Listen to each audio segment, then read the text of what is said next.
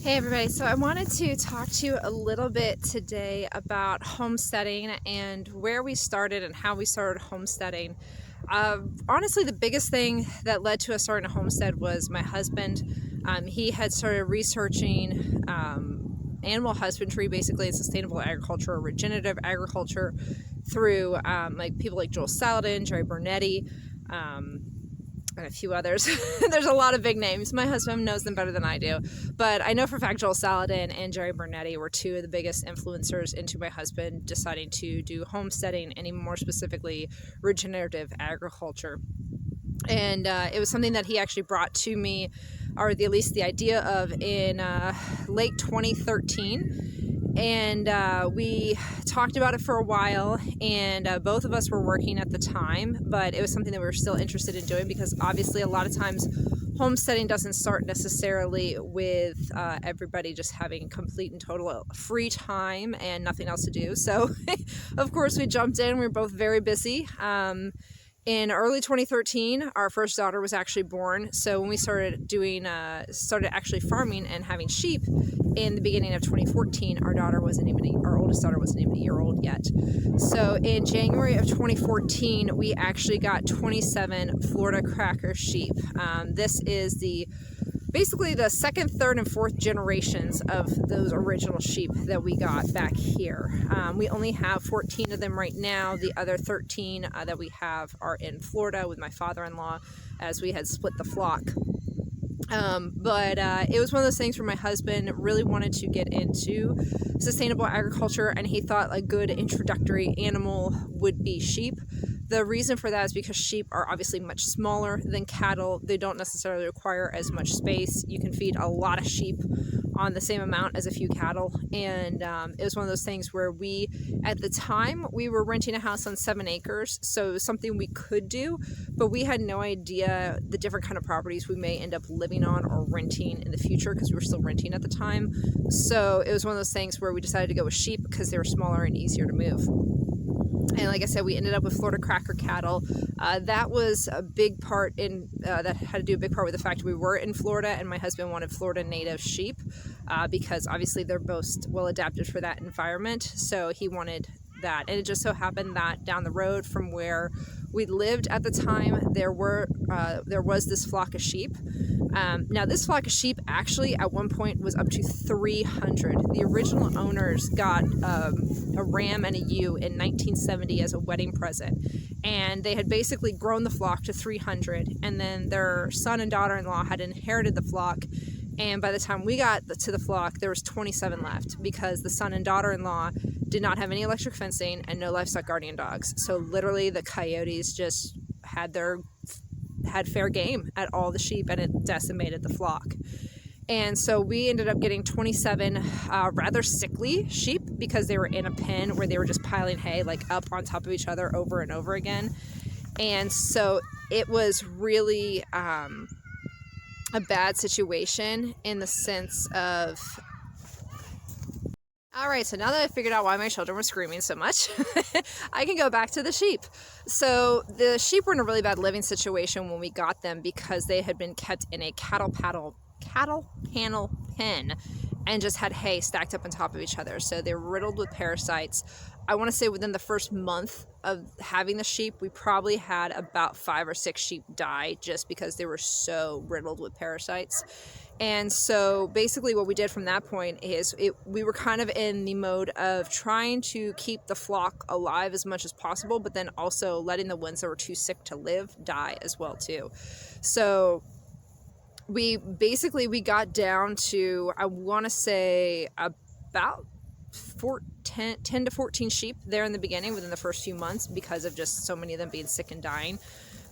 But then, of course, we have a lamb crop and we go on and everything else. And it was one of those things where we've bred our sheep to be parasite resistant. We've never done any worming with any of our sheep. We've never had to trim hooves. We've never had to help birth any of our sheep or anything like that. And that's the way that we wanted to have our homestead and our livestock. We want them to be as self-sustaining as possible. Obviously, we have to feed them. You see the electric netting here that we have to help protect them. We have livestock guardian dogs and everything else. But it's one of those things where we can't be everywhere all the time, especially with our animals, and we wanted to make sure that they were healthy enough to be able to live without a lot of interaction from us and a lot of human help, in a sense. And so we basically, from 2014 up until I want to say 2019, we had probably close to 70 or so sheep in and around that area, where we have, some have died off from old age, some, died kind of young due to parasite issues or whatever, but we always had a pretty good sized flock. Well, it just so happened that one year, it was just a really bad year, I guess, or something like that. We lost most of our sheep. We were down to 9 sheep. And it was one of those things where my husband are like, what in the world is happening?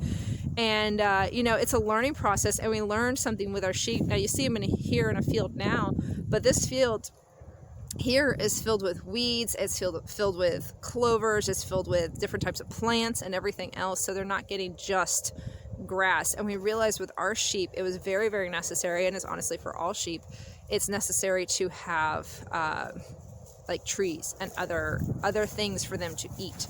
And so we actually ended up sending them to my father-in-law's property for a while, and he lived in a completely wooded 5-acre piece of property, and the sheep just grew very well actually there, and had lots of babies and everything else. And we got the flock back up to 30 in about 2 years, 2.5 years maybe. And so it was something that we saw that it was something we had to learn. And I mean, we've been doing this since 2014, and it's, we're on 2021 now, almost 22, and we're still learning. There's still things we're learning about sheep. There's still things we're learning about animal husbandry. In 2015, I want to say, we got 40 chickens.